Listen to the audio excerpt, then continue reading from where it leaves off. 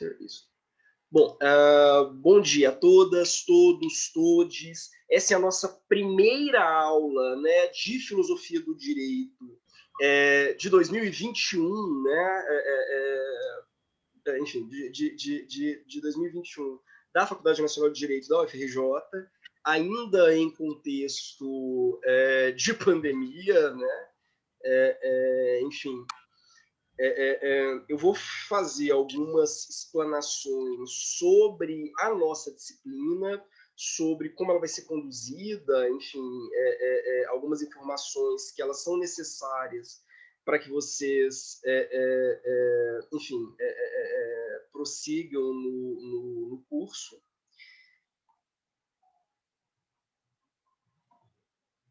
Cadê? Bom, antes de mais nada, né, vale a pena lembrar que a FND está de luto. Perdemos, né, nas últimas semanas, né, várias pessoas. Foi um ano muito trágico, acredito, para todos nós. A comunidade da UFRJ como um todo, né, está num contexto muito doloroso da sua história. E não faria, para mim, muito sentido, né, sentar aqui na frente de vocês e dar uma aula como se nada tivesse acontecendo, como se fosse uma simples questão de transplantar nesse cenário desesperador no qual nós estamos, né, as mesmas práticas e a mesma lógica que imperava antes da pandemia, né? Alguns alunos dizem, né, que as minhas aulas em geral são para sair deprimido, né? Espero não fazer isso com vocês, francamente espero que não, mas por outro lado acho que seria antipedagógico, inclusive, acho que não é o papel do professor veicular o conteúdo independentemente ou indiferentemente ao contexto social no qual nós estamos, né? Se a gente pensa o direito como sendo um mecanismo, né, ainda útil, né, ainda eficaz nas sociedades modernas para resolver os grandes conflitos, as grandes tensões e estabilizar expectativas, né? Não faz sentido que o ensino de direito se mantenha indiferente aos grandes acontecimentos históricos. Seguramente estamos passando pelo maior acontecimento histórico das nossas vidas, né? Então, um ensino de direito que haja como se nada estivesse acontecendo, quer dizer, não sei que tipo de profissional ele pretende formar. Então, já disse isso em outros espaços, né? Estou até cansado de falar disso, mas não faz muito sentido continuar lecionando, enfim, direitos reais, ou direito de família, ou direito penal, nos mesmos moldes que se ministrava essas disciplinas em 2019, porque o mundo que está emergindo dessa pandemia seguramente não será o mesmo mundo de 2019. Né? É essa a questão. Então, não se colocar diante desse papel, né, de ajudar vocês, de alguma maneira, a se prepararem para o cenário que virá, no fundo, uma forma de deseducar, criá-los para uma realidade que, sinto informar, mas para uma realidade que morreu. Né? Morreu junto com, enfim, os milhares e milhares de brasileiros que foram sepultados por negligência do Estado, diga-se de passagem. Né? Então, o curso inteiro, como vocês verão, foi pensado tendo a dimensão da pandemia como um norte. E, para mim, não haveria como, não faria sentido não fazer isso num espaço como esse. Seria irresponsável, enquanto professor, usar os mesmos autores, as mesmas referências teóricas, promover os mesmos debates que eu fazia até o segundo semestre de 2019, ignorando que enfim, o cenário que nós estamos vai exigir de vocês outras categorias, inclusive, né? Bom, tranquilo até aqui? Olá. Sim. Sim. Bom. Sim. Aliás, quem se sentir inibido também de falar no áudio, pode escrever no chat, eu tento acompanhar o chat e tal. Então, não se assustem. Assim, eu acho que muitos aqui já assistiram alguma outra aula minha, né? Bom, primeiro eu vou falar algumas coisas básicas sobre como o nosso curso desse semestre foi planejado. Primeiro de tudo, nós vamos ter exatamente 3 aulas síncronas. Só 3 aulas síncronas, que vão ser as 3, como eu disse, gravadas e disponibilizadas no mesmo dia ou no dia seguinte no YouTube. Para que quem não tenha quem não tenha como acompanhar a aula no dia, possa assistir ao longo, enfim, da vida, né? A primeira aula é essa, é a aula de abertura, a apresentação do curso Ano de Pandemia. No caso, uma aula ministrada na sexta. A nossa segunda aula síncrona vai ser só em abril, no dia 26 de abril, na segunda-feira, às 11h10. A aula chama Achille Mbembe, o neocolonialismo e a necropolítica das epidemias. E a nossa terceira aula, a aula de conclusão do curso, vai ser em maio, no dia 31 de maio, também na segunda-feira, às 11h10. Vejam que eu só escolhi horários de turmas da disciplina. Nenhuma das nossas atividades será feita fora do horário de alguma das 4 turmas de filosofia do direito. Além das aulas propriamente, nós vamos ter plantões semanais. E, como eu disse, os plantões eles serão em horários rotativos. Então, por exemplo, o nosso primeiro plantão, já na semana que vem, será na segunda, às 11h10. O segundo plantão vai ser na quinta-feira, às 11h10. O terceiro plantão vai ser na sexta, às 18h30, o horário do noturno, né? O nosso quarto plantão também será na sexta, mas às 11h10. E assim por diante, quer dizer, não vou ler todos os plantões, não, mas vejam que, vamos supor que você seja um aluno do noturno e só consiga assistir às aulas presencialmente no horário estipulado para a turma do noturno. Não tem problema, você vai ter pelo menos 2 encontros, ou 3, né? 2 encontros comigo. Um no dia 16 de abril, sexta-feira, o outro no dia 14 de maio, sexta-feira, e o outro... esses 2 encontros, exatamente.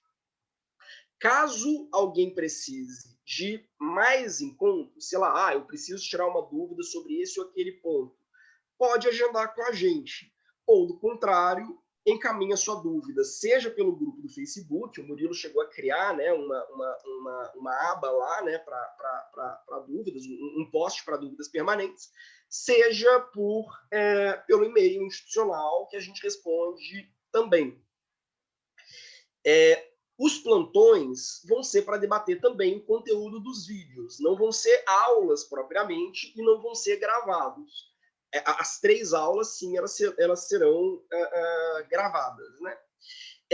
Além disso, né, então a gente tem 3 encontros presenciais, além dos plantões, que também serão presenciais, obviamente, há algumas datas aqui para as quais vocês precisam atentar. Eu vou falar um pouco mais do método avaliativo lá na frente, mas vocês terão que escolher um dos textos trabalhados ao longo da disciplina, ou um texto que você acredite que tenha correlação com a disciplina, mas que seja um texto de seu interesse, e vincular esse texto, fazer um ensaio de 1,5 página, 2 páginas, fazer um ensaio associando esse texto escolhido por você a um filme ou uma série ou, enfim, quadrinhos ou uma novela do seu agrado. Você tem que fazer um paralelo entre uma coisa e outra no ensaio. Mas, para evitar que haja plágio, para evitar que você simplesmente copie um texto na internet, enfim, já tenha algo semelhante, até o dia 28 de maio, cada aluno precisa preencher um formulário, a gente já encaminhou esse formulário, justificando por que é que ele deseja fazer um ensaio sobre aquele texto vinculado àquele filme ou série ou o que seja. Eu vou analisar esse formulário e, se eu entender que há plágio ou suspeita de plágio, eu vou te encaminhar outro texto e outro filme da minha escolha. Ou seja, tome muito cuidado nas suas decisões, porque, do contrário, quer dizer, a escolha do seu trabalho ela não vai ser sua, ela vai ser discricionária. Faço isso única e exclusivamente para evitar plágio, quer dizer. Da mesma forma, eu peço encarecidamente que evitem copiar o tema do seu colega, porque eu vou atentar para isso. E, novamente, caso eu acho que vai haver repetição de tema, caso eu acho que a repetição de tema não é acidental, quer dizer, é um esforço para fazer um trabalho conjunto, eu também vou trocar o tema de ambas as pessoas que tiverem feito isso. Pode fazer a relação do texto com algum livro? Sim, sim, sim, sem dúvida, pode sim. A Vitória falou, não entendi o que você explicou sobre o formulário. Poderia repetir, por favor? Repito, claro. Bom, a gente criou um formulário do Google Forms com 4 ou 5 questões objetivas. Objetivas não, né? São 4 ou 5 questões muito, muito sintéticas. Qual o nome do texto que você pretende analisar? Qual o nome do filme, ou série, ou livro que você pretende analisar? Por que esse filme e essa série dialogam? Por que... São umas 5 perguntas que você precisa apresentar. Com base nisso, eu vou autorizar ou não a realização do ensaio. Tranquilo? Professor, bom dia. Daniel Fraga. Então, deixa eu só ver se eu entendi.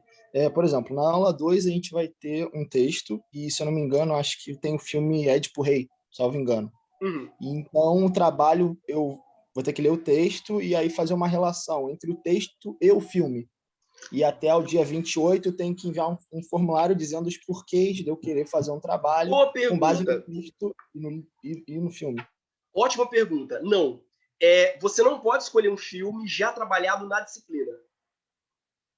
É um outro filme, um filme que seja do seu agrado. Sei lá, eu quero fazer uma correlação entre a Susan Sontag e Pose.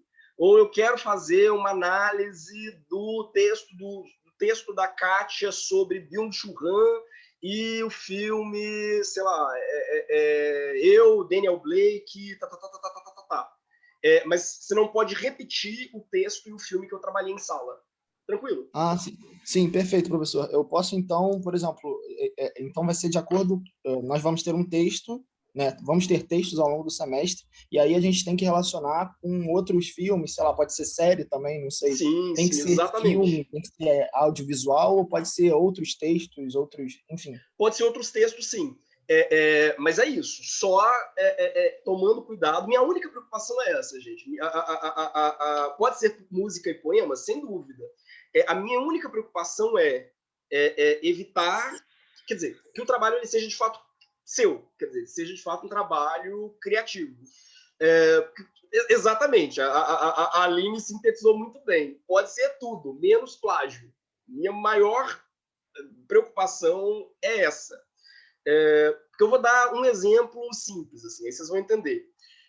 No meu primeiro semestre na FND, eu dei um curso de filosofia do direito, né? Dei a disciplina de filosofia do direito. E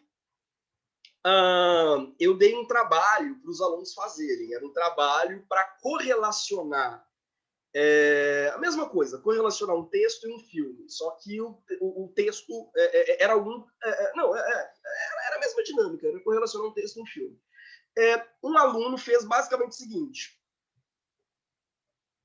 pegou um texto que já existia na internet, vinculando Hannah Arendt ao filme do Ingmar Bergman, O Ovo da Serpente. É o primeiro texto que aparece se você lança Hannah Arendt, Ingmar Bergman no YouTube. Aí eu ainda perguntei para ele, eu falei, olha, mas o seu texto é simplesmente a cópia deslavada de um trabalho que já existe. Aí ele me respondeu assim, foi muito bizarro. Não, é porque eu não consegui fazer esse trabalho porque os meus avós vieram para o Brasil fugidos da Polônia. Não sei se já contei essa história aqui.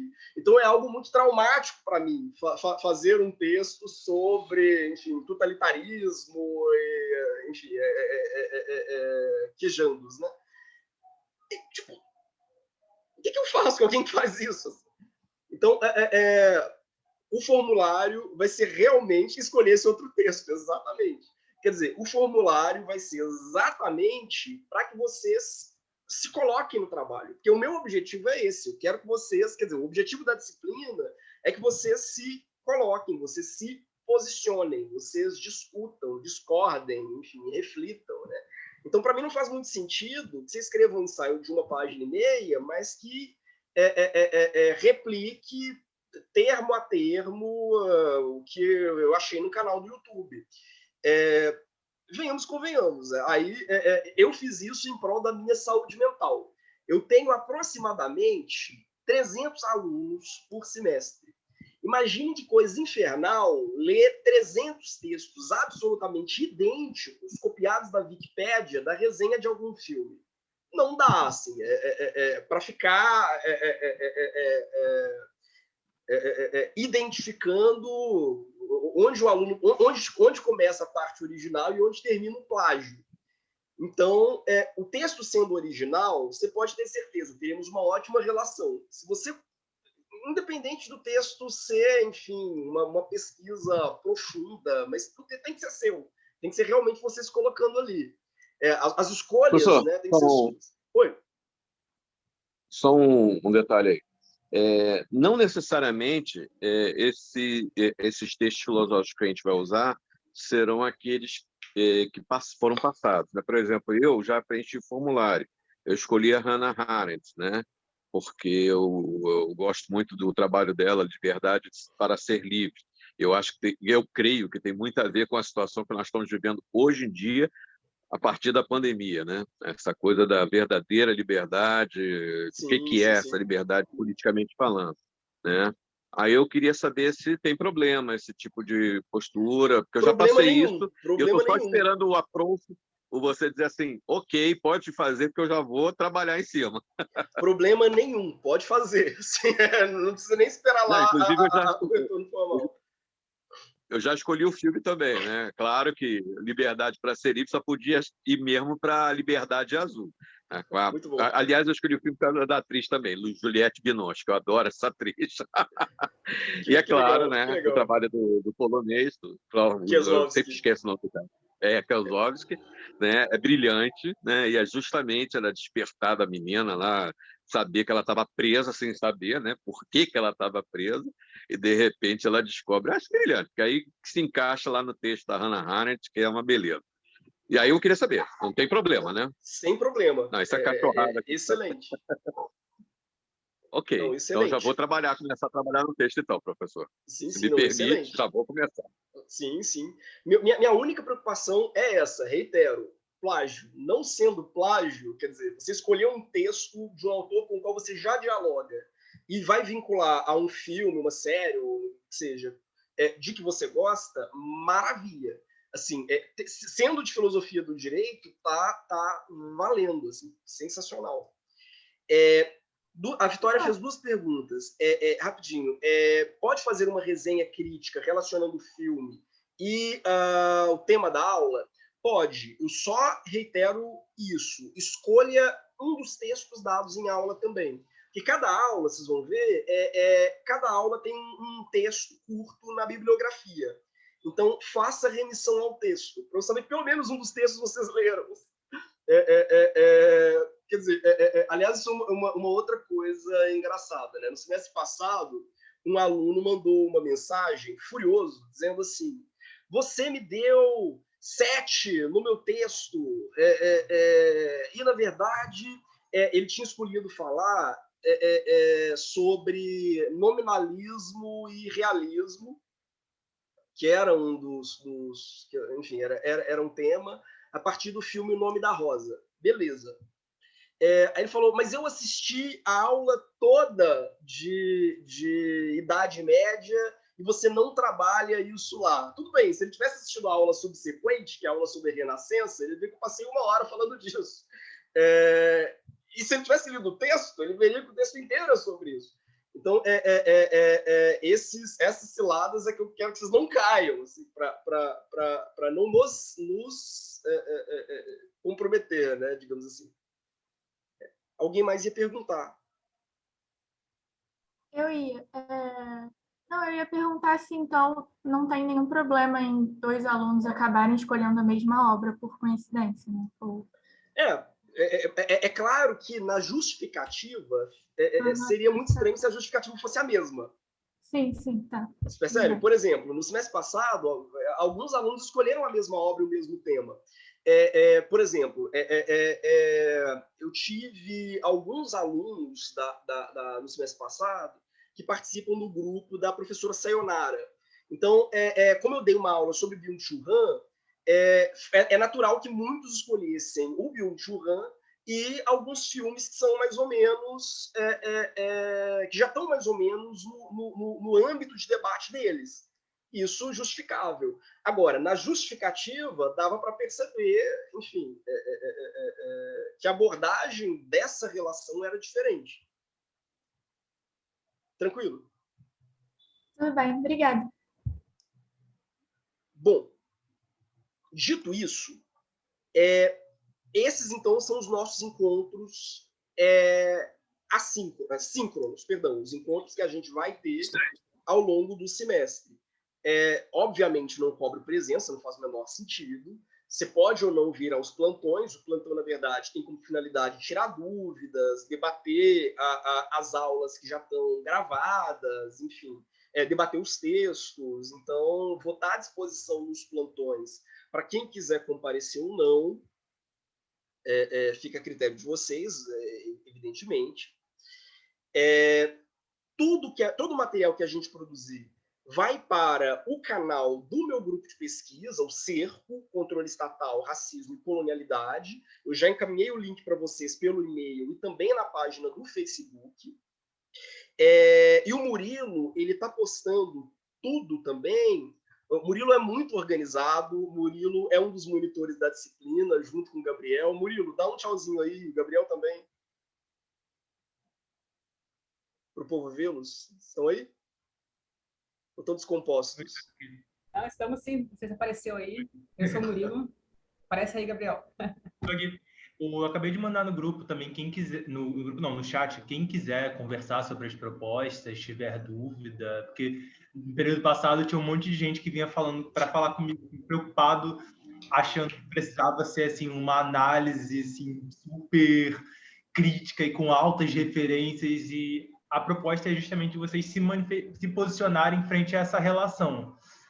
Não precisa ter uma pesquisa, uma grande pesquisa prévia ou coisa assim. Então, quem tiver alguma dúvida pode vir falar com a gente, mandar mensagem no WhatsApp, no Facebook, a qualquer momento. Eu só esqueço de responder, então se eu não responder, me manda outra mensagem. Que ao contrário do Murilo, eu sou zero organizado. A Beatriz perguntou, né? Teria problema ultrapassar 2 páginas? Não.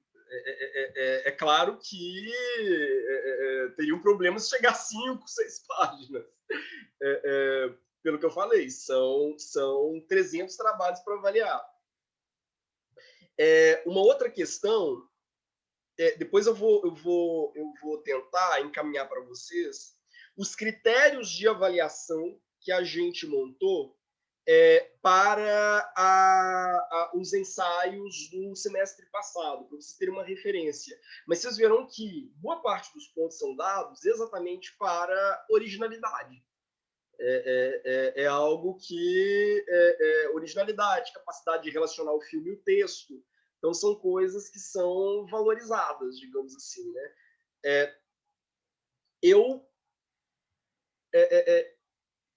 raramente reprovo. Não gosto de dizer isso, não, mas é verdade. Eu raramente reprovo.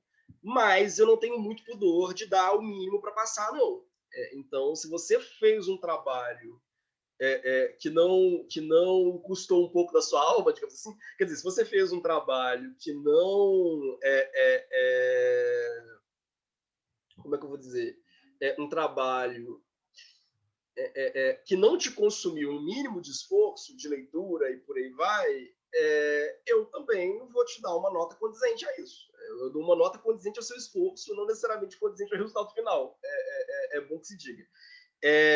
O Mozart perguntou, texto com norma da ABNT? Fica a seu critério. Gente, eu venho de um grupo de pesquisa na UFMG que é absolutamente surtado.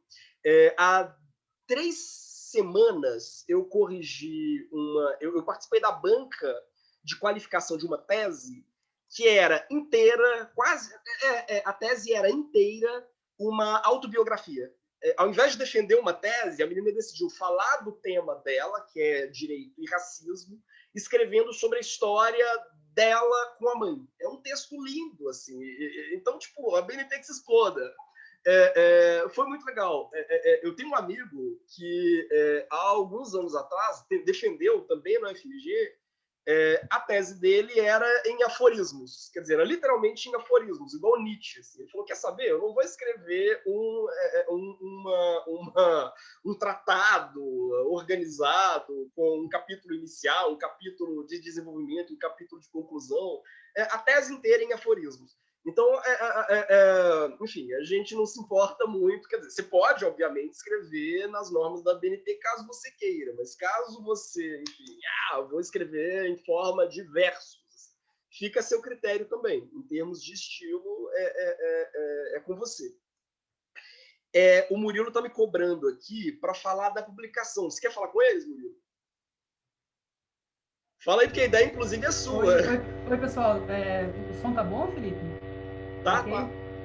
É o seguinte, a gente recebeu bastante avaliação, né, no semestre passado, então a gente tem tudo isso compilado numa pasta nossa, e como a gente se surpreendeu bastante com a qualidade dos trabalhos, né, a gente viu muita coisa legal, assim, muita coisa autoral, as pessoas realmente levaram a sério, curtiram muito fazer esse trabalho.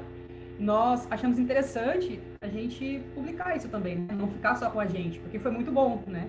E a gente imagina que com certeza vai vir coisa muito boa nesse semestre também, né, Felipe? E aí a gente já colocou um campo no formulário também, pedindo autorização para aqueles que ficarem à vontade, evidentemente, para autorizar que a gente publique depois nos canais do Cerco, ou mesmo faça um e-book com esses ensaios para divulgação, né? Para que isso não se perca e não fique apenas na disciplina, né? Então, se você concordar com a publicação do seu ensaio, você marca o sim lá no formulário, para que depois da avaliação, futuramente, quando a gente fizer algum trabalho a respeito, né, a gente possa contar com o seu texto também, viu? Isso, perfeito, Murilo. Aliás, Murilo é super organizado, é o virginiano mais virginiano que eu conheço. Então, vocês verão que, por exemplo, ele fez a transcrição das aulas e, com base nessa transcrição, ele fez um livro. Então, e é lindo, assim, é uma cartilha maravilhosa. Então, enfim. O Luiz perguntou, onde está o formulário? A gente encaminhou o formulário naquele link do Notion e também no plano de ensino. Se você abrir o plano de ensino, tá o link do formulário lá. E no Notion da disciplina, né, que tem tudo, tem as resenhas, tem as transcrições das aulas, tem todas as aulas pormenorizadas, tem o formulário também. Aliás, o João Pedro... É bom te ver, João Pedro. O João Pedro ele mandou aqui, né? Viva a Escola Filosófica Mineira. Sim, sem dúvida. Um espaço bem mais aberto do que, enfim, muitos centros de pesquisa que a gente encontra por aí. Bom, dito isso, como eu disse, boa parte das nossas aulas já estão gravadas. Eu vou fazer aqui uma breve recapitulação das aulas, até para vocês entenderem o fio da meada, né, entre essas aulas, né, a ordem dessas aulas, embora já haja uma playlist lá no canal com essas aulas postas em ordem e numeradas, mas acho que é bom destacar aqui também, e debater assim, muito rapidamente o conteúdo de cada uma delas, só para que vocês não se percam na hora que forem buscar lá o conteúdo no canal. Bom, a nossa primeira aula do semestre passado, que continua valendo como introdução ao curso, né, chama a apresentação do curso Filosofia em Tempos de Pandemia.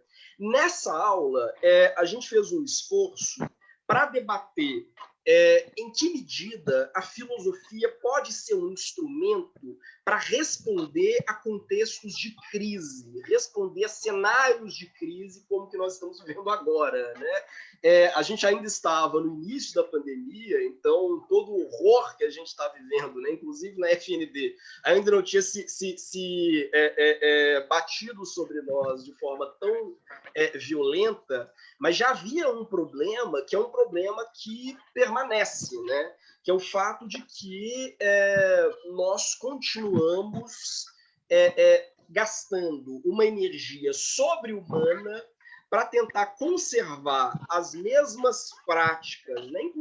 Não só na universidade, no mundo, né? A mesma lógica de relações interpessoais e por aí vai, que a gente tinha antes da pandemia, justamente para não ter que fazer aquilo que seria o mais óbvio, que é dar um passo atrás, alterar profundamente a maneira como a gente se relaciona uns com os outros, a maneira como as nossas instituições se dão e por aí vai, para tentar tornar as coisas um pouco mais racionais. Vou dar um exemplo muito simples. Muitos de nós estão agora trabalhando em casa. Você trabalhando em casa, você parte do pressuposto de que você vai entregar resultado, você entrega um produto, você não entrega o seu tempo de serviço. Mas muitas empresas ainda partem da visão, se é que eu posso chamar de visão, de que o papel do funcionário naquele período, seja 6, 8, 10 ou 12 horas por dia, naquele período estar à disposição da empresa. Trabalho é isso. Trabalho não é entregar um resultado, trabalho é entregar tempo de serviço. Esteja você no estabelecimento da empresa, esteja você em casa. Então, o que algumas empresas estão fazendo? Elas obrigam o funcionário a, no tempo de serviço, ficar com a câmera ligada para que eles vejam que ele está, de fato, sentado na cadeira do computador trabalhando, ou fingindo que está trabalhando. É um nível de imbecilidade, quer dizer, estarrecedor. Isso gera um grau de desgaste psicológico, de cansaço, que poderia ser facilmente resolvido por iniciativas muito simples, né? Professor. Oi. Vou dar um exemplo aqui do que aconteceu comigo. Eu tenho um problema na câmera do meu notebook, né? Assim, na verdade, a tela do notebook, ela não funciona, então eu conecto ela na TV para poder conseguir mexer no notebook. E aí, no meu antigo trabalho, eu relatei esse caso, né? A gente ia começar a fazer home office em dias alternados. E aí eu falei que eu tinha esse problema, eles falaram para a gente deixar a câmera ligada,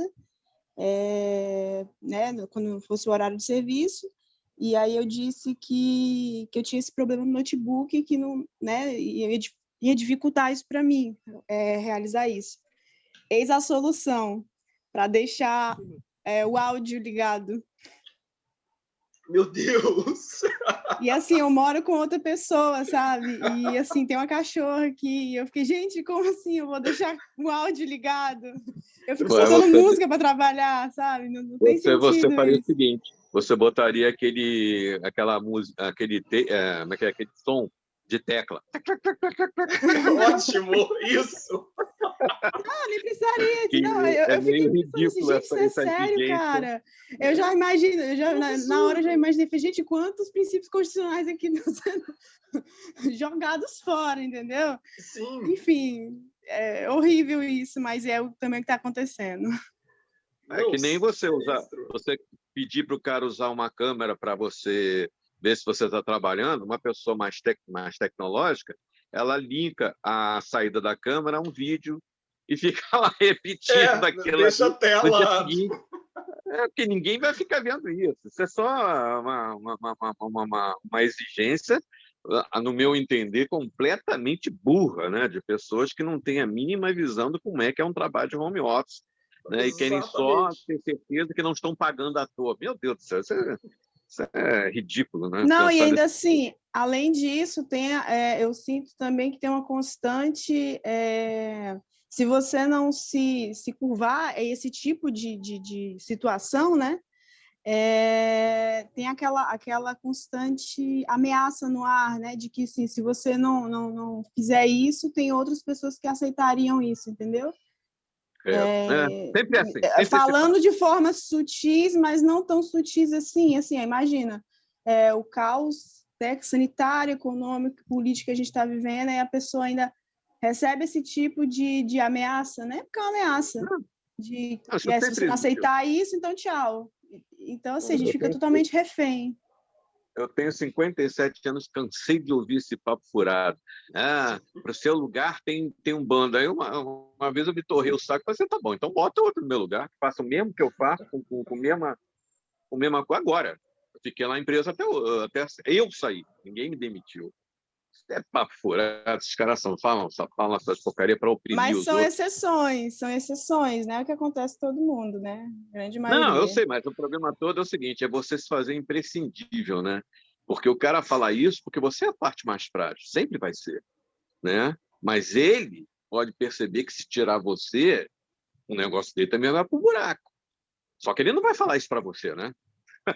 Ele não vai virar para você, não preciso de você.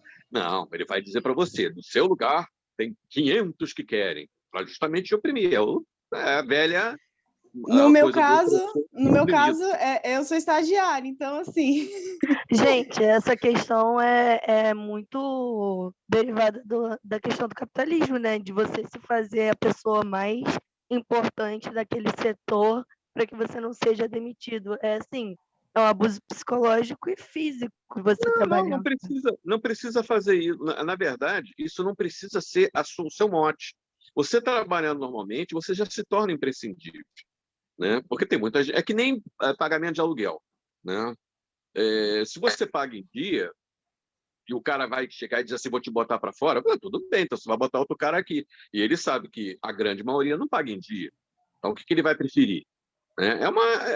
A gente luta contra o inimigo com as armas que o próprio inimigo nos dá. Entendeu? Porque, eu quero lucro. Tá bom, eu te dou lucro. E daí? Vai me botar para fora, você vai perder seu lucro, cara. O problema é seu. Porque eu sou um cara bom. Inverte o negócio. Tá cheio de empresa me querendo. Isso uma vez o colega meu já falou. Vou te demitir. Tudo bem, eu estava querendo mesmo ser demitido para receber FGTS, porque tem uma empresa que está me querendo e tal. Aí o cara mudou o discurso. Não, mas quanto ela está oferecendo para você, a gente aumenta, entendeu? Usar, né? O capitalismo só se vence assim. Quando você diz para ele, você é capitalista, então eu sou pior que você, meu amigo. Entendeu? Porque eu sou a parte frágil, mas você precisa de mim. Sem mim, você não é porcaria nenhuma. Tenta fazer o que eu estou fazendo aqui, sozinho. Demite todo mundo da empresa e trabalhar sozinho. Tu vai deixar de ter sua lancha, vai deixar de ter seu carrinho, né, meu querido?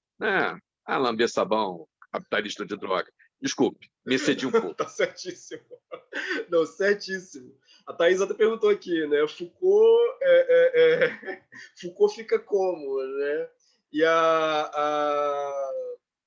calma aí. A Aline está comentando, né? Capitalismo selvagem, aquela música do Homem Primata. Bom, tem uma questão aqui que a gente tem visto, né, acontecer. Eu vou voltar a isso já. É que como nesse cenário muitas empresas se valem desse contexto de precarização, todo mundo com medo de ficar demitido, para flexibilizar ao máximo as condições de trabalho, né? E posso dizer que não são só empresas, a universidade tem feito a mesma coisa. Ontem eu participei de 2 eventos ao mesmo tempo. O argumento era, não, como você está em casa mesmo, não tem problema você participar dos 2 eventos ao mesmo tempo. Eu estava coordenando uma mesa na GIC, eu estava avaliando o trabalho na GIC-TAC, e estava participando de um painel. Tipo, é surreal. Assim. Uma no celular, a outra no computador. E vejam, é um serviço público. Imagina o que o setor privado, de fato, está fazendo com os servidores, com os funcionários, explorando essa situação, né? A nossa segunda aula do curso, como vocês verão, o curso ele segue uma linha que é histórica. A nossa segunda aula do curso vai tratar da Grécia Antiga. Quer dizer, a gente vai voltar a Platão e Aristóteles. Por quê? Durante aliás, o Murilo até comentou, né? No fim das contas, quem invadiu a casa dos outros foi o setor privado. Sim, não é o Boulos que está invadindo a casa dos outros. Aliás, durante a antiguidade, houve também uma grande pandemia. Atenas estava em guerra com Esparta. Atenas toma uma decisão militar que estrategicamente foi muito ruim. Qual foi a decisão de Atenas? Como Atenas não queria enfrentar Esparta por terra, só por mar, eles fecharam os muros de Atenas. Então, os espartanos iam tentar invadir a cidade, não iam conseguir. Enquanto isso, Atenas vencia Esparta pelo mar. Em tese, a decisão era estrategicamente inteligente, Atenas explorar aquilo que eles tinham de melhor, que era o seu poderio naval. Só que isso trouxe um pequeno problema. Eles não contavam com um pequeno problema, que como havia uma quantidade muito grande populacional presa num espaço relativamente pequeno, né, os muros da cidade, uma pandemia que é conhecida como Praga de Atenas se espalhou pela cidade. Até hoje os historiadores discutem que vírus efetivamente seria esse, mas o fato é que essa pandemia se espalhou pela cidade muito rapidamente. Salvo engano, 1/3 de Atenas, 1/3 dos atenienses morreu nesse período, e a cidade, que até então era, vamos dizer assim, a capital do Ocidente, né, o berço da civilização e por aí vai, ela entrou num processo de declínio muito radical. A democracia caiu em virtude disso, quer dizer, a democracia ateniense ela acaba caindo em virtude disso. A cidade ela nunca conseguiu se recuperar desse processo, e foi nesse cenário de crise que surgiu Sócrates, Platão e Aristóteles. E a filosofia dos três é um esforço para tentar criar um novo modelo de ordem social que evite os mesmos erros que teriam levado durante a guerra, né, teriam levado Atenas àquela tragédia. Então, muita gente argumenta, né, que Platão e Aristóteles seriam autores antidemocráticos, porque, na verdade, ambos estão muito preocupados em estabelecer critérios que hoje a gente chamaria de critérios contramajoritários, ou seja, como impedir a população de, no calor dos acontecimentos, tomada por uma grande comoção social, cometer decisões tão burras que levem essa própria população à morte, à desintegração. Acho que, no fundo, a gente está vivendo isso, né? No meio de uma grande comoção, a gente elege determinadas pessoas, enfim, atendendo à nossa pulsão de morte, né? Os atenienses, a filosofia grega, de forma geral, né? A filosofia ateniense, ela enfrenta esse problema de uma maneira muito concreta. Por quê? Porque eles estão naquele momento que na verdade, um momento de decadência absoluta. Atenas nunca vai se recuperar disso. Reitero, Atenas, enfim, se esfacela depois disso.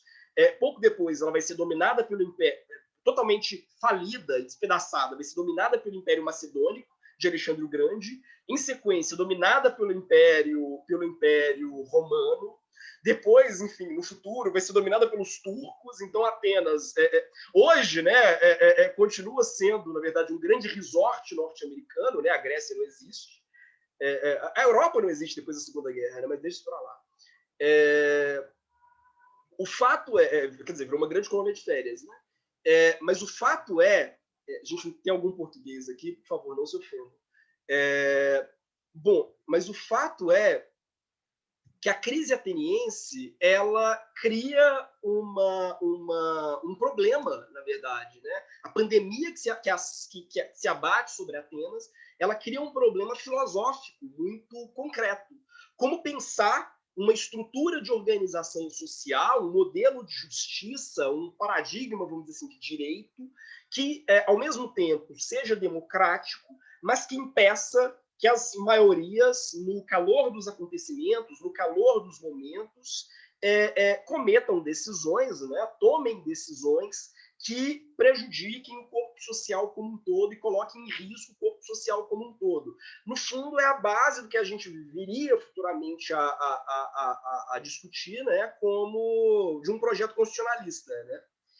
A Catarina comentou, né, morri com essa. Luma se coçando. Bom, mas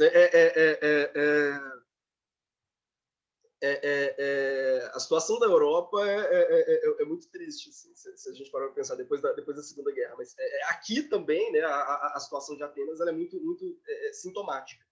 Depois dessa aula, nós temos uma segunda aula, já está também no YouTube, né, chamada Dança Macabra, a peste negra, a dessacralização da natureza e a invenção do nominalismo medieval. Por quê?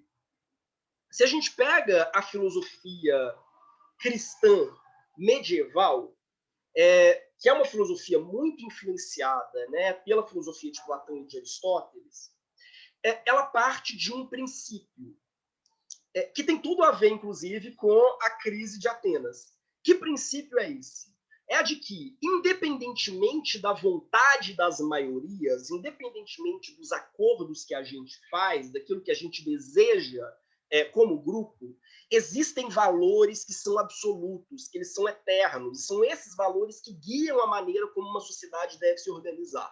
Então, toda sociedade ela deve, antes de mais nada, atender a valores que são absolutos. É isso que impede que a sociedade ela naufrague no mesmo tipo, vamos dizer assim, de anarquia que levou ao esfacelamento de Atenas. Toda sociedade ela precisa acreditar em valores que eles estão acima da vontade, mesmo da vontade das maiorias. Quer dizer, existem valores que eles são eternos, independentemente das pessoas concordarem com eles ou não, e são esses valores que devem orientar a maneira como uma sociedade se estrutura. Né?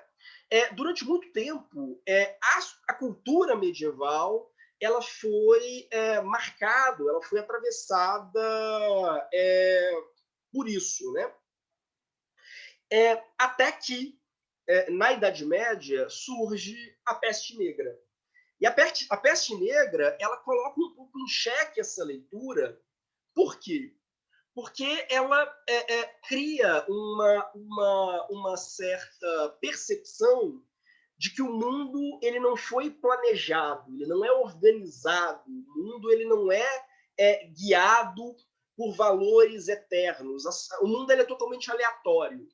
Se existe um ponto que ele é muito crucial para a gente entender o fim da Idade Média, né, a baixa Idade Média, depois da Peste Negra, né, século XIV, XV, é justamente a ideia de que a vontade de Deus é imprevisível. Não existe uma racionalidade no mundo que a gente possa usar como uma forma de guiar as nossas escolhas. O mundo ele é totalmente, absolutamente caótico. Não existe nada minimamente lógico.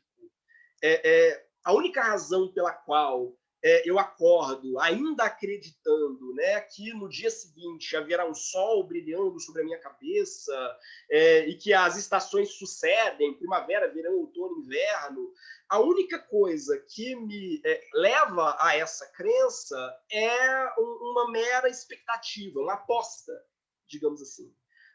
Mas a realidade em si ela não tem nada de lógica. A vontade de Deus, digamos assim, pode romper qualquer lógica minimamente aparente no mundo.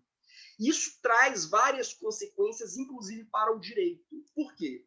Porque se Platão e Aristóteles, por exemplo, Tomás de Aquino e Santo Agostinho estavam tentando criar um direito que ele fosse o reflexo de valores absolutos e eternos, de uma racionalidade que ela seria inerente à realidade, o que a filosofia medieval vai dizer, na filosofia da Baixa Idade Média, é que, na verdade, como tudo é aleatório, tudo é absolutamente caótico, então, na verdade, o direito ele não tem nada de racional ou de lógico. O direito é simplesmente aquilo que a vontade do príncipe diz que deve ser feito, ou aquilo que a vontade de Deus diz que deve ser feito. Então, há no fim da Idade Média, né, no século XIV e XV, repito, uma ênfase muito grande no direito positivo. Não, o que é justo é injusto. Justo ou injusto é aquilo que o rei diz que é justo ou injusto, ou aquilo que Deus diz que é justo ou injusto. Como eu vou saber, então, como me guiar, como me conduzir? Eu vou ou diretamente ao texto da lei, ou eu vou ao texto bíblico. São as minhas únicas referências possíveis. O resto, quer dizer, toda tentativa de debater a ideia de justiça racionalmente, por aí vai, o resto é fantasia. Por que eu estou dizendo isso? Porque o que a gente entende hoje, né, como uma filosofia justpositivista, né, ela nasce, né, ou ela começa a germinar no fim da Idade Média e no início da modernidade, muito impactada pela peste negra. E por isso que a gente poderia chamar de uma dessacralização da natureza. Tranquilo até aqui? Isso fica mais esmiuçado no vídeo, tá, gente? Eu estou só aqui pontuando para vocês verem onde estão as coisas, mais ou menos. Sim? Não? Sim, professor, é para compreender bem. Bom, perfeito. Logo em sequência, explorando um pouco ainda essa discussão, né, dando continuidade a ela, nós temos uma aula sobre filosofia renascentista. E mais do que isso, né? Eu dei para essa aula o título de Armas, Germes e Normas, a conquista da América contada pelos vírus. Né? A gente vai tentar discutir nessa aula, né? Ela já está gravada também, tentar discutir um pouco nessa aula o impacto que vírus e bactérias tiveram sobre a conquista da América. E como esse processo, na verdade, muda, inclusive, a percepção que a Europa tem de si mesma. Se a gente pega até o século XV, né, eu falei de peste negra e tal, a Europa era a prima pobre do mundo.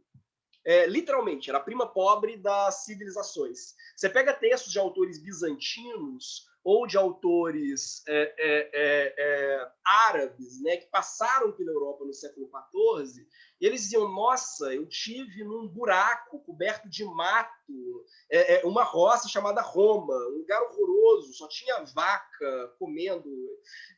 Então eles tinham uma visão, na verdade, muito curiosa, assim, quer dizer, realmente a Europa como um povo altamente primitivo, né? Por uma série de questões de ordem material, inclusive por um certo avanço populacional, né? Advindo de uma expansão da agricultura, pela própria superação da peste negra, né? A Europa ela começa a criar grandes centros urbanos, né?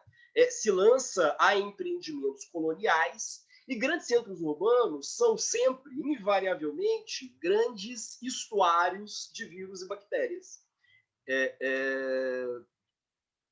Por dois fatores, né? Por apresentar grandes aglomerados populacionais e por dependerem frequentemente de agropecuária extensiva. A agropecuária extensiva está diretamente correlacionada ao surgimento de boa parte dos vírus e bactérias que a raça humana enfrenta.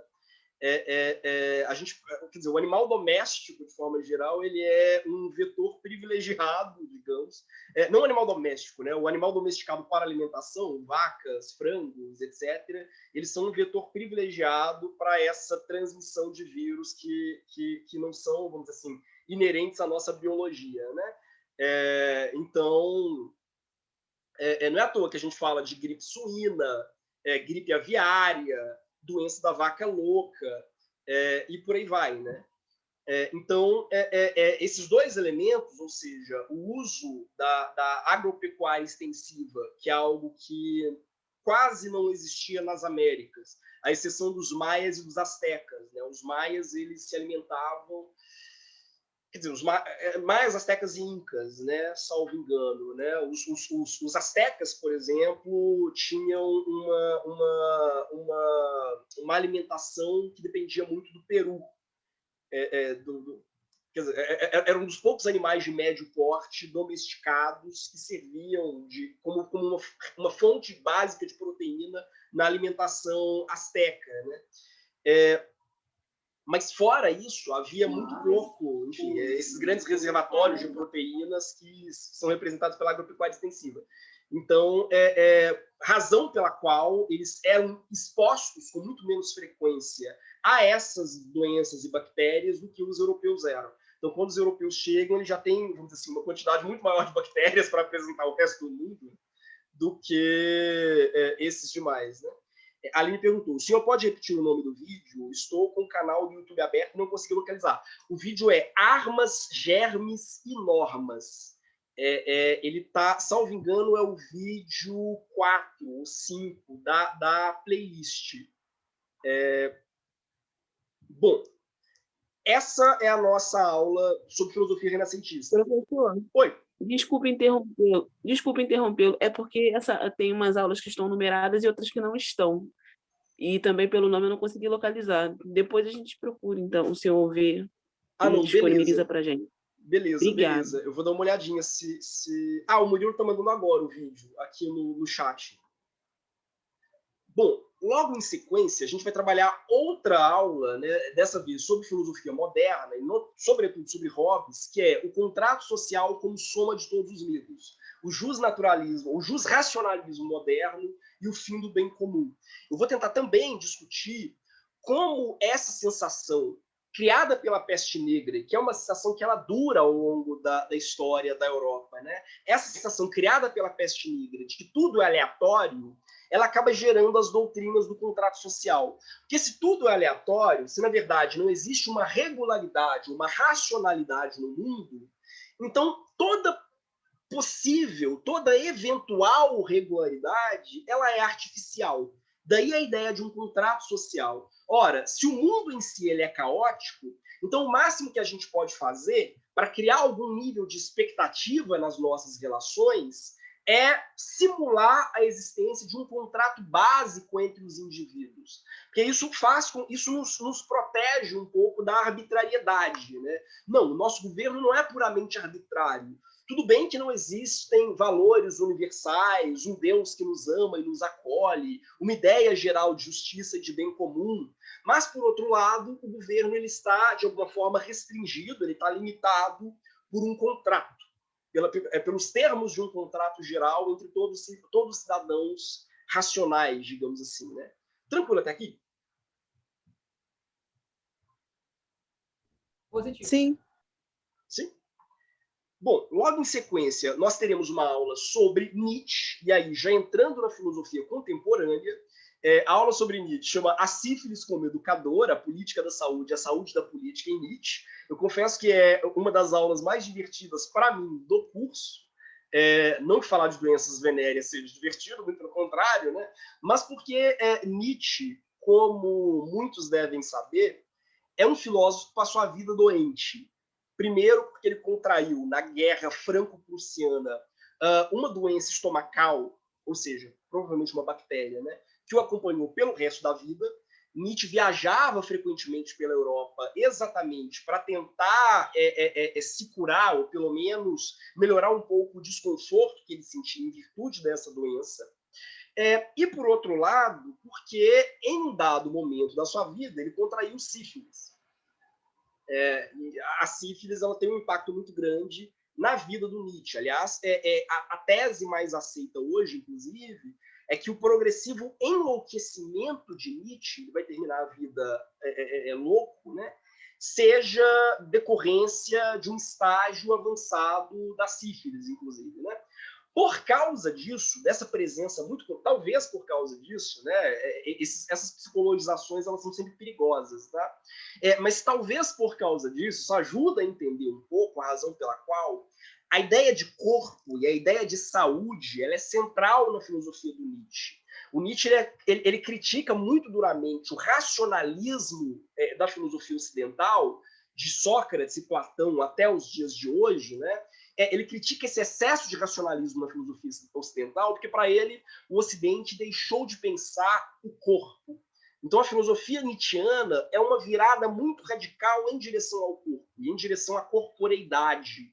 E é uma passagem dele que eu acho muito emblemática. Ele vai dizer o seguinte: tudo bem, o homem saudável, como eram os homens gregos, digamos assim, né? O homem que vive confortavelmente, sem enfrentar grandes doenças e por aí vai, né? Ou sem enfrentar grandes necessidades materiais, fome, sede, calor, ele raramente pensa o próprio corpo, mas o homem que está doente, ele precisa pensar sobre o próprio corpo o tempo inteiro, né? Então Nietzsche faz do corpo e da corporeidade o centro da filosofia dele. É uma filosofia muito ligada a isso. Para ele, quer dizer, não existe cérebro, não existe ideia, não há como produzir conhecimento sem levar em consideração o corpo. Afinal, o cérebro está dentro do corpo, né? O cérebro ele é influenciado pelas nossas variações hormonais, pelas nossas variações de humor. Então, a filosofia do Nietzsche ele é um grande puxão de orelha, digamos assim, na história da filosofia ocidental, e leva o corpo de uma forma muito radical em consideração e como o corpo, inclusive, impacta nas nossas decisões. Mas há um perigo aqui, um perigo que Nietzsche não podia antecipar, mas que acabou se concretizando, que é o seguinte: muito da obra do Nietzsche foi utilizado como fundamento para justificar políticas eugênicas. A irmã do Nietzsche, por exemplo, ela era não só abraçou efusivamente o nazismo, como chegou a participar de uma cerimônia para dar uma bengala de ouro para Hitler, né? Enfim, Nietzsche foi reiteradamente homenageado durante o Terceiro Reich. Por quê? Porque a ideia de que as nossas decisões elas são baseadas no corpo pode, não era essa a intenção do Nietzsche, vale dizer, mas ela pode levar a uma outra conclusão, o de que então eu devo criar uma sociedade em que todas as políticas girem em torno do corpo e girem em torno da manutenção da saúde física, não só do indivíduo, mas da comunidade como um todo. Então aí eu tenho a base para políticas eugênicas, quer dizer, pessoas que são pessoas que apresentam deficiência, né? Que são uma degenerescência da raça, para usar a terminologia nazista, né? O eugenista da época. Essas pessoas, então, para não ameaçar a saúde do corpo social, devem ser inscritas em políticas de eutanásia voluntária. Já ouviram falar de eutanásia voluntária? Não tem nada de voluntário nisso, eram políticas realmente de extermínio de pessoas que apresentassem deficiências, exatamente para manter a segurança do corpo social. Há um filme muito interessante sobre isso, que é Arquitetura da Destruição, né? que mostra exatamente como política e medicina, aliás, política, medicina e estética, que é a ideia de beleza do corpo, elas acabam se embrenhando no Terceiro Reich e tinham Nietzsche como uma referência. É claro que uma visão bastante deformada de Nietzsche, mas não deixa de ser Nietzsche. Por que eu digo que é uma visão deformada? Porque Nietzsche, por exemplo, detestava antissemitas. Ele tinha verdadeiro... Quer dizer, Nietzsche tinha pavor de qualquer movimento de massa. É um filósofo radicalmente individualista. Então, para ele, os grandes movimentos antissemitas que já existiam na Alemanha na década no século XIX eram uma aberração. Ele tinha horror a qualquer grande movimento de massa. Ele tinha horror a povo nas ruas. Era um filósofo aristocrático. Lembrem-se disso. Mas nessa aula específica a gente vai debater um pouco como essa dimensão da materialidade, da corporeidade, ela entra na filosofia do Nietzsche em virtude das reflexões que ele faz sobre saúde, e como isso vai ter um impacto muito grande sobre o século XX com o eugenismo. Bom, tranquilo até aqui? Sim? Bom, depois nós temos uma aula especial, um evento que é especial dentro da grade, né? Que é uma palestra ministrada pelo professor Victor Marques, ou Victor Marx, como para os íntimos, que é uma figura muito interessante. Ele é o editor brasileiro daquela revista, a Jacob. Ele ajudou na tradução do livro Realismo Capitalista, do Mark Fisher, né? É um professor da Universidade Federal do ABC, e ele deu uma aula para a gente. Ele leciona filosofia, mas ele veio das ciências naturais, digamos assim. Ele tem formação em física. Então ele deu uma aula sobre alguns impactos filosóficos produzidos pelo coronavírus especificamente, né? A partir da obra da Donna Haraway, que é uma filósofa contemporânea muito interessante. O Murilo até comentou, né? Conheci Lovecraft Country nessa aula, melhor série. Não, eu adoro essa série, achei muito legal. Eu discordo da leitura que eles fazem do Lovecraft. Não porque eu não acho que o Lovecraft é racista, eu acho que ele é super racista, mas há um elemento na obra do Lovecraft que eles não colocam, e para mim é crucial. Assim, que, no fundo, para o Lovecraft, a grande questão não é que o mundo ele tenha magos e feiticeiras e monstros, é que, no fundo, nós somos irrelevantes, nós somos pequenos pulgões, assim, pequenas formigas em um cosmos que, na verdade, não é nosso. Existem alienígenas transdimensionais atravessando o mundo e, na verdade, a raça humana é um mero acidente na história dessas criaturas, né? Quer dizer, elas são totalmente indiferentes a nós, né? A gente só está no mundo delas e no caminho delas, né? Isso eu acho que é o crucial na filosofia do Lovecraft, e que, no fundo, é uma filosofia profundamente ateísta, né? Embora ele fale de monstros e bruxas, mas é uma filosofia, é uma literatura ateia, é uma literatura que, na verdade, quer dizer, os deuses não são feitos à nossa imagem e semelhança, são só extraterrestres que passaram uma vez pela Terra e a gente realmente achou que eles nos amavam e queriam alguma coisa de nós, mas para eles nós somos completamente risíveis, né? Talvez eles nem tenham notícia da nossa existência. Bom, mas estou divagando já. Mas essa é uma aula fantástica, recomendo que vejam. Em sequência, né, nossa 8ª aula, salvo engano, é Quarentena, Toque de Recolher e Erosão do Espaço Público, Camus, Existencialismo, Estado de Exceção. Aqui a gente já está na filosofia do século XX, vai ser uma discussão sobre o existencialismo a partir daquele que é o meu existencialista predileto, ao lado da Simone de Beauvoir, que é o Albert Camus. E a gente discute nessa aula 2 obras do Camus, as duas que pensam de uma forma muito coerente e muito, como é que eu vou dizer, profética, a maneira como pandemias elas podem ser utilizadas por parte do poder público para restringir direitos individuais. Então, o Camus ele escreveu 2 obras sobre isso. Um livro chamado A Peste, em que ele fala justamente disso, quer dizer, ele fala de uma peste que se alastra sobre uma cidade, e à medida que a peste se alastra, o governo ele vai assumindo medidas cada vez mais restritivas, algumas que, claro, se justificam por questões sanitárias, e outras que não se justificam, e aí ele vai mostrando um pouco essa dimensão de arbitrariedade, e o segundo chamado Estado de Sítio, que é uma peça teatral, e é essa peça teatral que está como leitura para essa aula, né? Estado de Sítio, uma pequena peça teatral, no qual um cometa passa sobre uma cidade. A partir do momento que esse cometa passa, uma peste também se impõe, as pessoas começam a morrer. A peste é, inclusive, personificada por um personagem, e a peste, então, toma o governo da cidade. Ele começa a se valer dessa tomada de poder para cometer uma série de abusos, né, na vida das pessoas. Há uma passagem que eu acho até muito interessante, que para sobreviver as pessoas precisam usar máscaras. E como as pessoas passam a usar máscaras nas ruas, elas não conseguem protestar contra o domínio da peste.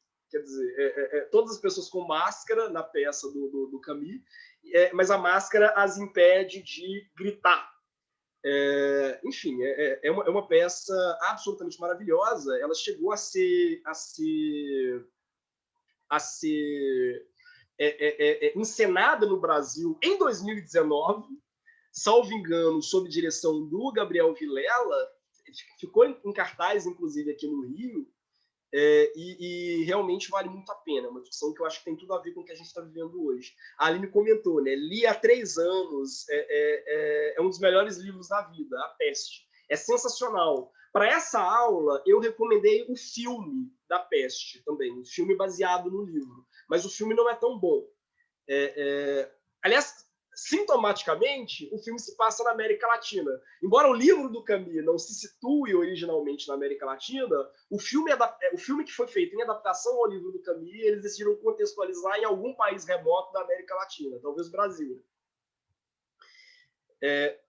Bom, a nossa penúltima aula se chama O Corpo como Campo de Enfrentamentos Políticos, Doença e Segregação em Susan Sontag. Porque Susan Sontag é uma filósofa contemporânea, morreu há relativamente pouco tempo, né? que durante muito tempo discutiu sobre, no seu trabalho, discutiu sobre a questão da doença e do adoecimento, e sobre como frequentemente doenças são utilizadas como instrumento de segregação. Vou dar um exemplo simples. Assim. No fim do século XIX, houve uma campanha nos Estados Unidos, também no Brasil, em certo sentido, houve uma campanha contra a migração de asiáticos, de pessoas amarelas. Houve toda uma campanha contra a migração de asiáticos, sobretudo chineses. Porque houve uma leva, né, de chineses migrando para o Ocidente nesse período. E um dos instrumentos utilizados para excluir essas pessoas e para segregar essas pessoas era a construção do mito segundo o qual asiáticos seriam mais propensos a transmitir varíola. Então, você teve uma associação entre asiáticos e varíola. Isso frequentemente acontece na história. Assim, a gente associa grupos, sobretudo grupos raciais específicos, à difusão de certas doenças. É uma estratégia básica de campanha racista. Não é uma coisa específica do fim do século XIX contra asiáticos, não. Várias comunidades sofreram isso em algum momento. Professor. Oi, pode falar. A revolta da vacina, em 1904, não tem relação com isso também, com a questão dos cortiços? Foi tudo sequencial, né? O desmontamento dos morros no Rio de Janeiro, aquela região da Pedra do Sal. Sim, você remete tem uma muito política, a isso. sim, você tem uma política higienista que vai dizer o seguinte: pobres são vetores de doenças, pobres pretos são vetores de doenças, e a melhor forma de impedir que essas doenças se disseminem é basicamente exterminando-os. Toda a reforma Pereira Passos, né, ela se justifica como um projeto eugenista, né, que eu vou expulsando os pobres dos centros da cidade, ao argumento de que os espaços onde eles moravam até então, cortiços e por aí vai, era uma ameaça à saúde pública. Enquanto isso, eu veiculo um certo ideário de urbanismo que é feito nos moldes da Paris do século XIX, com aqueles grandes bulevares. É muito engraçado. Eu falo assim, não, a cidade ela precisa de grandes avenidas, né, grandes bulevares arejados para que o ar possa circular e impeça a difusão de doenças. Aí, curiosamente, eu crio uma grande avenida que passa, coincidentemente, na casa de todos os pobres. Quer dizer, a avenida ela não é necessariamente reta, né? Ela desvia em grandes mansões, mas o projeto da avenida ela passa por cima de todas as áreas onde havia eventuais cortiços e aglomerados, né? É muito estratégico. Aliás, o Murilo comentou ali, né, um vídeo do Tempero Drag sobre a Susan Sontag. É muito bom esse vídeo, recomendo. Então, a Susan Sontag ela vai trabalhar exatamente isso. Como, frequentemente, a ideia de doença é utilizada como instrumento de segregação. Ela começou a se interessar por esses temas quando ela própria teve câncer. Aliás, a Susan Sontag ela lutou há 20 anos da vida dela contra o câncer, né? Ela teve câncer e ela viu que ela passou a ser discriminada em vários espaços por ter câncer. Quer dizer, era como se fosse culpa dela. Quer dizer, ela foi amaldiçoada por Deus pelo fato de ela ter câncer. Ou ela teve câncer porque ela não comia direito, ou porque ela tinha uma vida estressante. Então, você cria toda uma série de estigmas sobre o paciente oncológico. Então, ela escreve sobre isso. Alguns anos depois, né, com a explosão, né, de AIDS nos Estados Unidos, né, ela percebe que as mesmas estratégias de segregação que ela tinha sofrido enquanto paciente oncológica acontecia com os portadores de HIV positivo, quer dizer, com soro positivos. Né? Então, ela faz também um outro ensaio, um adendo ao livro inicial dela, né? O primeiro livro dela chama A Doença como Metáfora. Ela faz um outro ensaio chamado AIDS e Suas Metáforas. Também, então, refletindo a doença a partir de um horizonte que é filosófico. Né? E a nossa última aula... Aliás, Susan Sontag é uma figura muito interessante. Eu falo que ela é a musa do radical chique, assim, porque ela realmente criou um novo padrão de intelectual progressista. Ela escrevia no New York Review of Books, ela publicava vídeos, filmes, tem várias entrevistas dela na TV. É a encarnação do radical chique. Assim, ela criou um certo estilo, digamos assim, né? Aliás, ela até participou de um filme do Woody Allen, aparece ela como um dos personagens do filme, um rápido momento. Ela é uma figura bastante midiática, digamos assim, né? Era casada com uma fotógrafa, inclusive, né, a Annie Leibovitz. E a nossa última aula gravada do curso, que é Na Morte Somos Todos Iguais, que é uma aula sobre Covid-19, a partir de duas autoras, né? A Angela Davis e a Naomi Klein. A Boitempo, inclusive, publicou, né, uma série de livros de filósofos. Muitos desses livros são muito ruins, diga de passagem, mas ela publicou uma série de livros. O livro do Alisson Mascaro é um horror. Nossa, está sendo gravado, né? Mas, enfim, deixa para lá. Mas há alguns livros muito interessantes nessa coleção também. Inclusive esse diálogo entre a Angela Davis e a Naomi Klein, pensando na pandemia e em como a pandemia... A Catarina comentou, né? Ia falar isso. Tem alguns livros que são legais nessa coleção, mas tem uns que são bem fraquinhos. Mas a Boitempo publicou esse diálogo entre a Angela Davis e a Naomi Klein, refletindo um pouco sobre como a pandemia acabou reforçando certas injustiças sociais. A Naomi Klein é uma autora que é muito interessante, é uma jornalista que ela desenvolveu um conceito que ela chama de doutrina do choque. Ela começou a analisar o avanço das políticas de desregulamentação do mercado e de flexibilização das condições trabalhistas ao longo da história.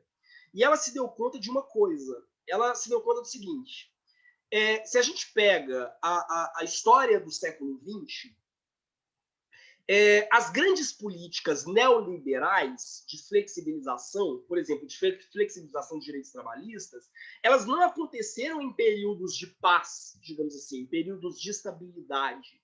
Elas aconteceram em períodos de crise.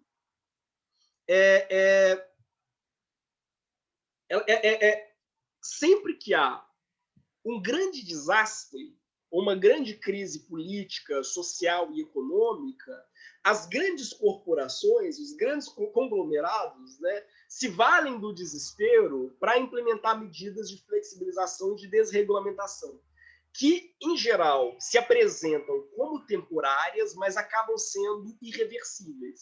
Um dos grandes exemplos que ela usa é o Chile, que entrou em colapso agora, diga-se de passagem, né? Mas o que as grandes corporações fizeram? Se aproveitaram de um momento de crise de poder no Chile para começar a implementar várias políticas de desregulamentação.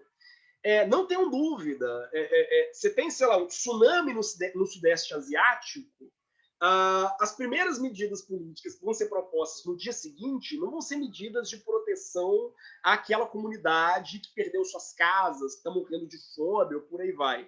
Vão ser medidas no sentido de fortalecer a autonomia dos bancos e desregulamentar ainda mais o controle do Estado. A gente viu isso em 2008. Né? Você tem uma crise econômica de 2008 promovida por uma bolha financeira, quer dizer, uma bolha pela qual os maiores responsáveis são os bancos. E quais são as políticas que são apresentadas logo em sequência? Desregulamentar ainda mais as condições de trabalho, ou seja, precarizar ainda mais a condição de vida dos mais pobres e aumentar ainda mais a autonomia dos bancos. É um pouco essa lógica que a Naomi Klein trabalha. Né? Então, ela desenvolve dois conceitos, que é o de capitalismo de desastre e o de doutrina do choque. E ela vai mostrar como, desde as primeiras semanas do coronavírus, essas mesmas políticas elas tentam se impor. Vou dar um exemplo muito simples. Paulo Guedes. Assim que a crise começou, de pandemia, a primeira sugestão do Paulo Guedes foi: ora, a solução para a crise do coronavírus é impor as medidas de flexibilização, as medidas de redução de impostos e de desregulamentação dos serviços públicos. Quer dizer, num cenário em que você precisa de uma presença maior do Estado, a gente precisa de hospital, a gente precisa de escola, precisa de laboratórios, a grande solução que ele apresenta é justamente de reduzir serviços públicos e desregulamentar o mercado financeiro. É estarrecedor, assim, a cara da pessoa não queima, né? Não, a solução para a crise Vocês vejam, quer dizer, qual é a solução para a crise? Reforma administrativa e reforma fiscal. Oi? Enfim, a Naomi Klein ela faz uma reflexão que coloca isso em contexto histórico, quer dizer, ela vai mostrar como, sobretudo desde a década de 70, né, com o neoliberalismo, Margaret Thatcher, né, a erosão do Estado social, né, como isso se tornou meio que um mantra, como as grandes corporações veem esse momento de crise não como uma crise, mas como uma oportunidade. Quer dizer, justamente uma oportunidade de tentar, em meio ao caos, em meio ao desespero, implementar políticas de flexibilização. Quer dizer, quem aqui trabalha com uberização e com direitos trabalhistas vê que eu estou chovendo no molhado. Assim, é uma experiência, e qualquer pessoa que faça pesquisa empírica, acompanhando, por exemplo, entregadores de aplicativo, vê o que está acontecendo de uma forma muito radical, né? E não só nesses espaços. Né? Eu vou dar um exemplo bobo também, um exemplo muito bobo.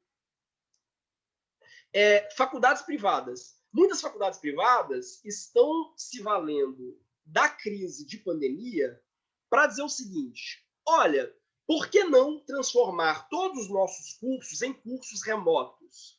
E não só durante a pandemia. Por que não transformar os nossos cursos em cursos remotos para sempre? Beleza, até aí tudo bem. Todas as nossas disciplinas agora vão ser remotas, não vão ser mais presenciais, mesmo depois que a pandemia acabar. Até aí tudo bem. Ora, mas para que eu pagar um professor todo semestre para acompanhar a turma e dar uma aula síncrona? Eu pago um figurão, eu pago um professor renomado, sei lá, Gilmar Mendes, ele grava um curso de, sei lá, 40 minutos, eu dou para ele o dobro do que um professor normal ganharia, e essa mesma aula vai ficar gravada pelos próximos anos. Os alunos vão assistir essa aula gravada e eles vão ter monitores que não são professores, e pelo fato de eles serem monitores, eles ganham um valor irrisório, que vão acompanhar o desenvolvimento das turmas e pronto. Quer dizer, eu tenho cursos em que o aluno jamais vai ter um contato real com o professor, em que ele vai ter um tutor remoto, e isso, veja, por enquanto, porque muitas dúvidas, na verdade, se repetem. Muitas dúvidas que os alunos têm, na verdade, são dúvidas que se repetem ao longo do semestre. Então, por que, ao invés de um monitor, eu não crio um bot, um chatbot desses que respondem automaticamente, que responde em tempo real as perguntas que o aluno fizer? Então, ao invés de um professor, você vai ter uma videoaula gravada pelo Gilmar Mendes e um robô que responde às suas eventuais perguntas sobre a disciplina. Acabou. Isso é o grau máximo de precarização. Eu tenho vários colegas que lecionavam em faculdades privadas que foram todos postos no olho da rua. Tem uma faculdade privada famosa que ela demitiu 50 professores por meio de um robô, diga de passagem, quer dizer, eles mandaram uma caixa de texto geral para todos os professores. O professor entrou no sistema no dia para dar aula, aí aparece uma caixa de texto dizendo: infelizmente, você foi desvinculado, você foi desligado hoje dos seus serviços na faculdade fulana de tal. Isso, quer dizer, estou falando de um campo que eu estou mais... com o qual eu tenho mais contato, porque eu tenho vários amigos realmente que perderam o emprego nessa leva. Foram realmente substituídos por aulas gravadas. Né? Agora... imaginem outras áreas. Assim, imagina isso replicado em nível macro. A gente está num contexto no qual os pobres, quer dizer, todos nós, os pobres, eles já não vão ser mais atendidos por um ser humano real, vai ser atendido por um bot à distância. Serviço personalizado, quer dizer, o mundo ele vai ser dividido, né, entre pessoas comuns, que vão ser atendidas em massa por bots, e pessoas personalité, que têm direito à prestação de serviço por um ser humano real. Quer dizer, você quer um atendimento médico? Responde essa ficha gigante e essa própria ficha vai te encaminhar para o seu tratamento, né? Se você responde a ficha, já vem a prescrição médica assinada digitalmente pelo seu clínico, que nunca te viu e nunca vai te ver. E só os abonados, né, os privilegiados, vão ter acesso real, tete a tete, a um médico. A Naomi Klein ela tem em vários textos desenhado esse cenário, né? Ela vem mostrando como isso já está em curso, na verdade. Não é tipo um delírio distópico de Handmaid's Tale. Não, isso é uma estratégia comum para ampliar. Quer dizer, enquanto os pequenos empresários se desintegram, né, os pequenos empresários, sem qualquer apoio governamental, entram todos em falência, as grandes corporações criam grandes sistemas de atendimento em massa, mas completamente precarizados. O Murilo até comentou, né? Gilmar Mendes, robôs, Paulo Guedes, parece um delírio coletivo. Né? Um episódio de Black Mirror. Eu me recordo, aliás, só para fechar, gente, prometo que eu estou fechando, eu me recordo de uma série que foi lançada em 2019, chamada Years and Years. A série ela previa um futuro distópico no qual a China ia entrar em guerra contra os Estados Unidos. E ela tentava pensar, com base naquilo que a gente tinha em 2019, como mais concreto, né, no futuro mais apocalíptico possível. Em 2020, essa série ela se tornou totalmente obsoleta, porque a gente entrou num mundo muito mais apocalíptico do que eles poderiam imaginar. Né? Isso eu acho muito engraçado. Nem o auge da criatividade dos roteiristas de Years and Years chegou aos pés do horror, né? Absoluto que se abateu sobre nós, né? Alguém fez uma pergunta e eu me perdi em relação a ela, mas eu não sei se... A Catarina também comentou lá em cima, né? Me coçando para contar o que está acontecendo com as escolas daqui de Recife. Sim, um dos meus amigos perderam o emprego é de uma dessas escolas. Assim, não vou dizer nomes para não ser processado. A Helena perguntou, professor, o filme escolhido para o trabalho precisa ser relacionado totalmente com o texto? Ou é possível analisar uma situação específica que acontece no filme? É possível, sim, sem dúvida. Eu posso pegar um detalhe, uma cena, um personagem, e fazer uma correlação com o texto.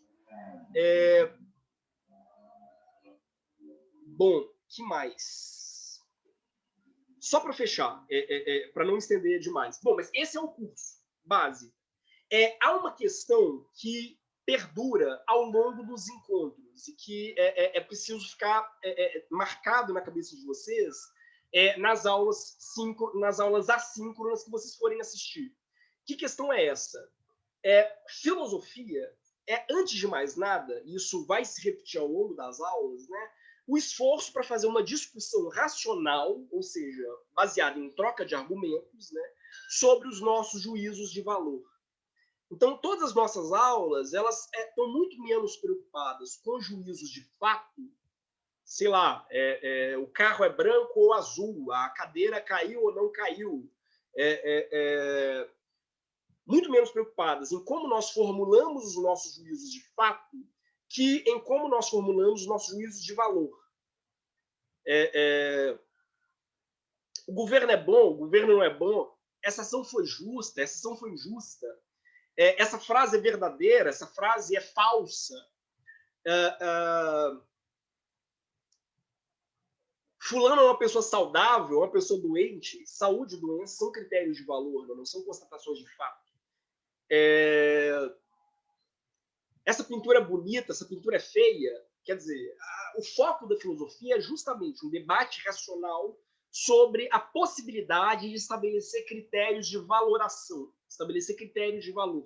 Então, todas as nossas aulas, no fundo, giram em torno disso, como vocês verão. E a filosofia do direito trabalha um valor em específico. Que valor é esse? Justiça. Um governo justo, um governo injusto, uma ação justa, uma ação injusta, o foco da filosofia do direito é exatamente a possibilidade ou não de criar critérios para aferir a justeza ou a injusteza, digamos assim, de uma ação. Se algo é justo ou injusto. O que me permite dizer que uma decisão é justa ou injusta? Que uma sentença é justa ou injusta? Que uma pessoa é justa ou injusta? A história da filosofia do direito, né, que é, no fundo, o foco do nosso curso, é justamente isso, né? Como, no correr do tempo, o valor de justiça ele foi repensado a partir de transformações sociopolíticas e culturais, né? Então, é isso que foi atravessando os nossos encontros. Eu estou muito menos preocupado que vocês decorem detalhes sobre o que o filósofo fulano disse, o que o filósofo cicrano disse, do que vocês sejam capazes de pensar racionalmente, ou refletir com base em argumentos, os seus próprios juízos de valor. Quer dizer, eu estou muito menos preocupado que vocês sejam capazes de reproduzir esse ou aquele sistema filosófico ipsis literis, do que vocês sejam capazes de repensar a sua própria tomada de decisão, né, os próprios juízos de valor que vocês assumem à luz dessas discussões racionais, argumentadas. Tranquilo? E é isso que eu espero de vocês também no trabalho final. Quer dizer, o que eu espero de vocês no ensaio.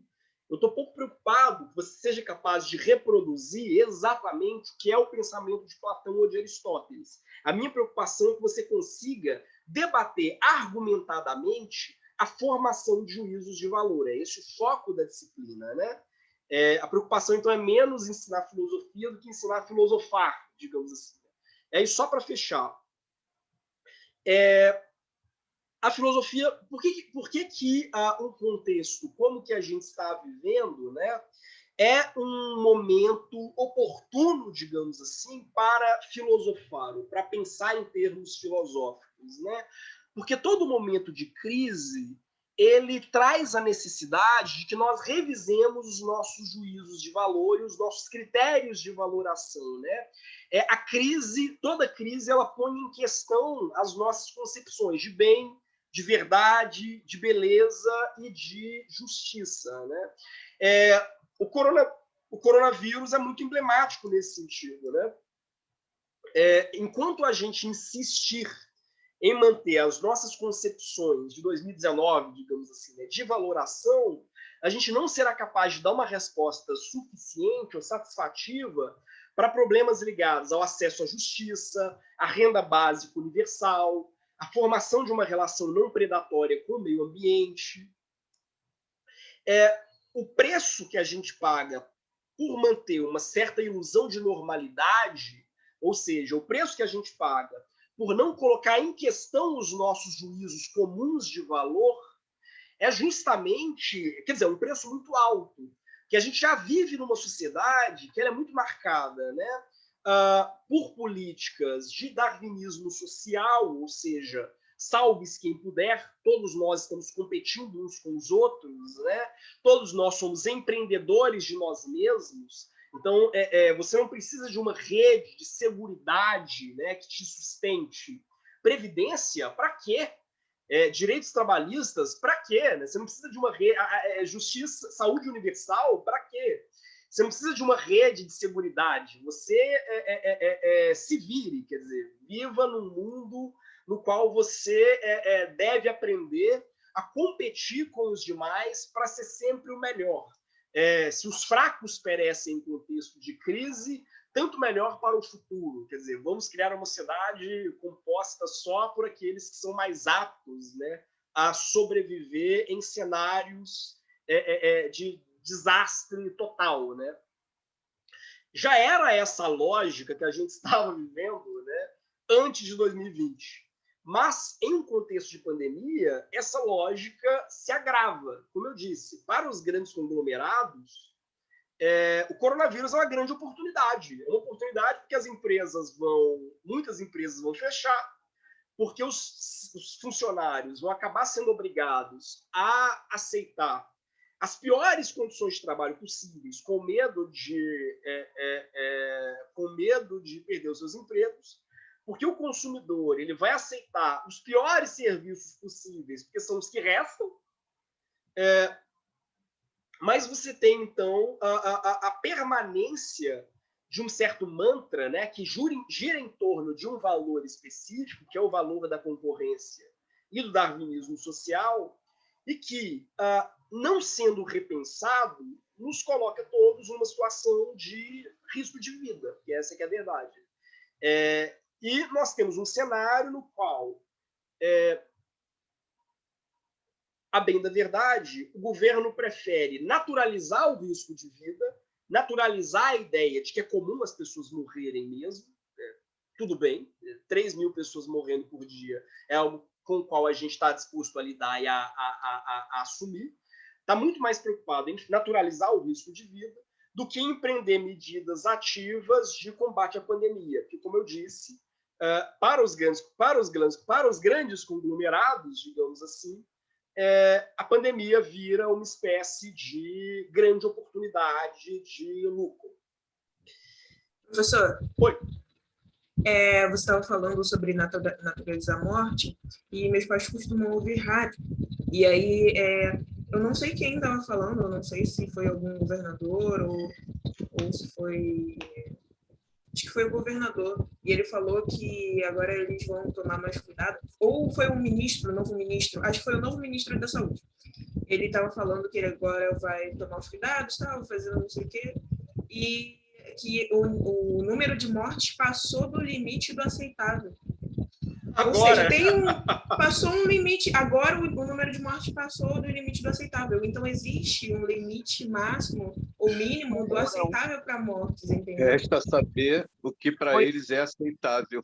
Exatamente. 1.000 mortos, 2.000 mortos, 3.000 mortos por uma doença que podia ter sido evitada se as pessoas tivessem tomado a atitude correta em fevereiro do ano passado, é meio complicado, né? Sim, exatamente. Porque o problema é esse, né? Para os nossos políticos, né? Fazer uma alteração geral que garanta renda mínima, estabeleça um lockdown, garanta medidas de segurança no transporte público e por aí vai, é muito mais custoso do que 2.000 mortos por dia. Quer dizer, a lógica é um pouco essa. Né? Entre fazer tomar iniciativa, né? Estabelecer uma série de políticas de compensação, de apoio a microempresas, de seguridade social junto aos grupos mais vulneráveis, de acesso à saúde, e simplesmente naturalizar a ideia de que as pessoas morrem mesmo para manter as coisas como estão, o nosso governo fez uma opção muito, muito nítida, né? Aliás, a Catarina comentou aqui, né? Que o trabalhador vai andar no BRT entupido sem ar-condicionado porque precisa sobreviver, o que é irônico. E a Aline comentou, foi o VP Mourão, foi o vice-presidente Mourão que mandou essa, do passou do aceitável. Sim, é isso. Existe um número de mortos com o qual eles acham absolutamente normal, digamos assim, conviver para manter o sistema tal qual ele está.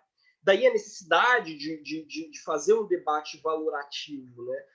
Quais são, de fato, os valores que nós elegemos, né, como sendo valores importantes, e quais são aqueles valores que a gente ignora, né, ou descarta.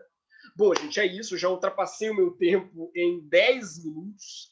Eu peço 1000 desculpas para vocês. Prometo que é só dessa vez. A aula foi ótima, professor. Não, obrigado, Então, obrigado. desculpa, Obrigado pela se a gente participação. Obrigada, agora que professor. a A aula foi muito boa. Foi sim, foi sim. Valeu. Sim. É ótimo vê-los. Mantenham-se vivos, saudáveis e bem, porque hoje a maior forma de protesto que a gente pode ter é sobreviver, né? Sobreviver já virou um ato subversivo, né? Virou um ato revolucionário. Sobreviver não, professor. Viver. Viver, não, sim, Sobrevivência sim, não sem é dúvida, não é o sem nosso dúvida. objetivo. Nosso Sem objetivo é dúvida. vida, com V maiúsculo. Sem dúvida, sem dúvida. Como eu sempre digo, a vida é mais forte que a morte, sempre. Sem dúvida. E vai Então, ser, você está coberto de apesar razão. de idiotas necropolíticos de uma figa. Está coberto de razão. Bom, mas é isso. Quem quiser debater essa aula ou as aulas do início do curso, né, é só me encontrar no plantão da próxima semana, enfim, ou das próximas semanas. Estarei nos plantões todos. Caso contrário, a gente se vê sincronamente na nossa próxima aula em abril. É isso? Isso, em abril. Então, até já, se cuidem, se protejam enfim, muito obrigado pela presença. Vou fechar aqui a gravação.